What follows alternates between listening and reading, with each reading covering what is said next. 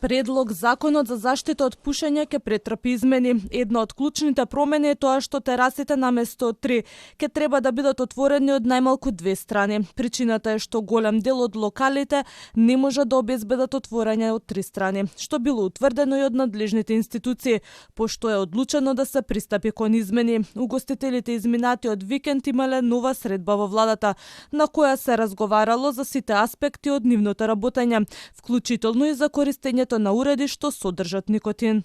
Категорично беше побарано во деловните простори како што и стариот закон, во внатрешноста да не се пушат цигари, ајкос, вајп, ништо. А на тарасите ќе продолжиме да се пушат цигари во истата ситуација како што се тарасите сега.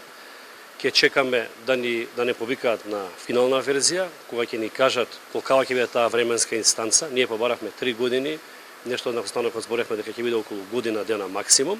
Меѓутоа, за тоа ќе можам да дадам изјава дополнително. Во оваа фаза можам да кажам дека ние ќе имаме можност на тарасите какви што ни се во моментов сега да продолжиме да ги користиме и на нив да се пушат цигари и ќе имаме рок дадено до кога ние ќе треба да ги приспособиме на новиот закон, а тоа е да бидат отворени од минимум 2 страни и да бидат максимум до 1,40 м заградени.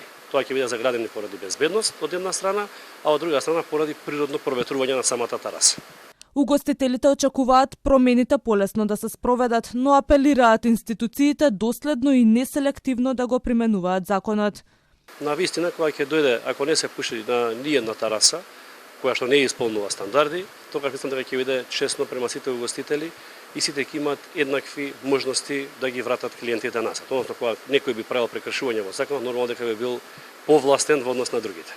Така да очекуваме само максимална примена на законот и уште еднаш ќе апелирам и пред граѓаните и пред институциите дека ние како туристичко-ugostителска комора максимално го поддржуваме законот во неговата крајна цел, а тоа е заштита на јавното здравје.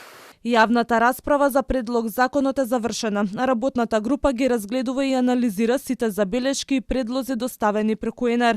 Конечната верзија ќе оди на усвојување во владата, а потоа и на гласање во собранието.